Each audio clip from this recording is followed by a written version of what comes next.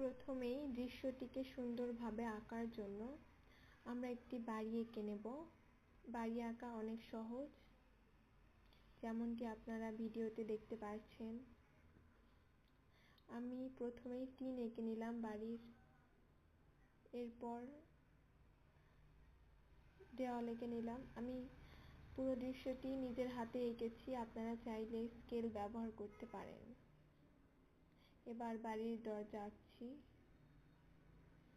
বাড়ির দরজা জানলা সব কমপ্লিট হওয়ার সাথে সাথে বাড়ি আঁকা শেষ। এবার রাস্তা তৈরি করে নেব।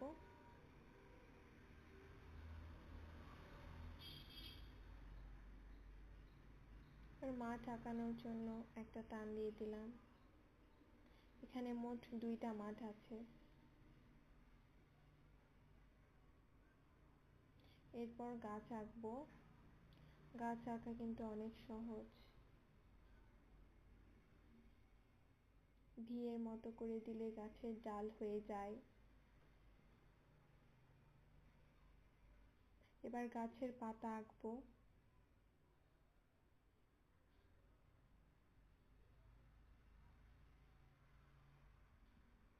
এবার বেড়া আঁকার জন্য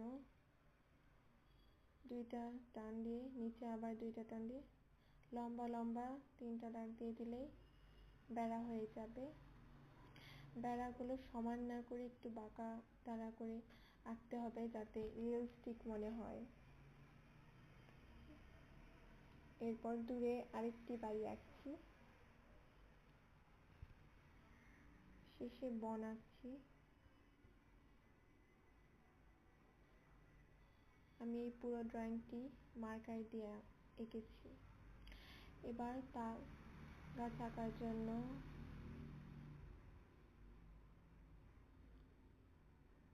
দুইটা টান দিয়ে ক্রস করে পাতা আঁকলেই হয়ে যাবে।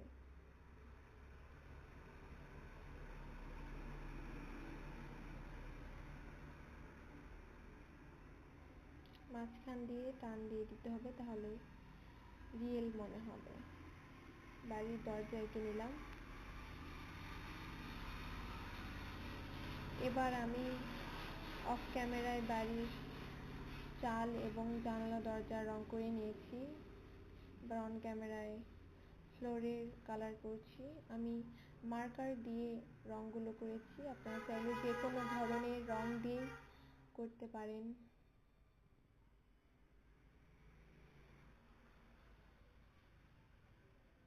দুইটা বাড়ির টিনে আমি 2 রকম কালার দিয়েছি।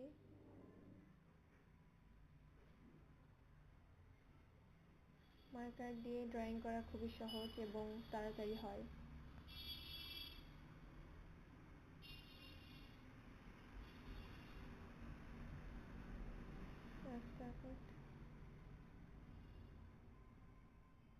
আমি ফার্স্টে মার্কারের চিকন অংশটা দিয়ে কালার করার চেষ্টা করেছিলাম, কিন্তু ভালোভাবে বোঝা যাচ্ছিল না, তাই আমি অপর পাশ মোটাটা দিয়ে কালার করছি রাস্তাটা।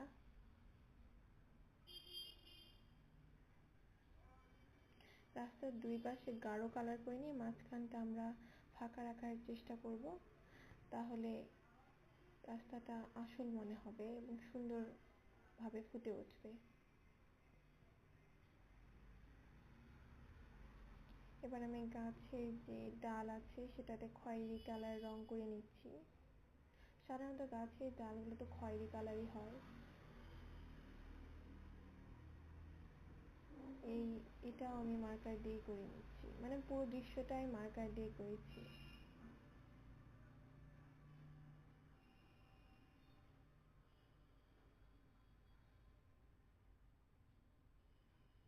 তো গাছের পাতাগুলো আমি সবুজ করছি।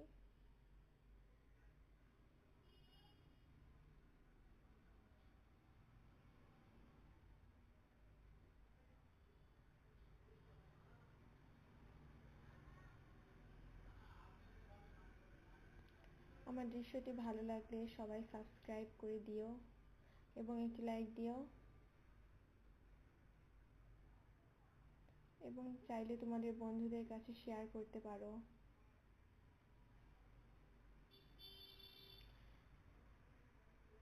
দেখো আমি গাছের পাতার ধারগুলো কত সাবধানে করছি যাতে রং বাহিরে না যায়।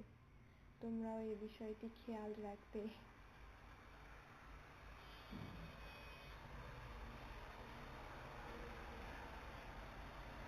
আমার গাছ আঁকা প্রায় শেষের পথে।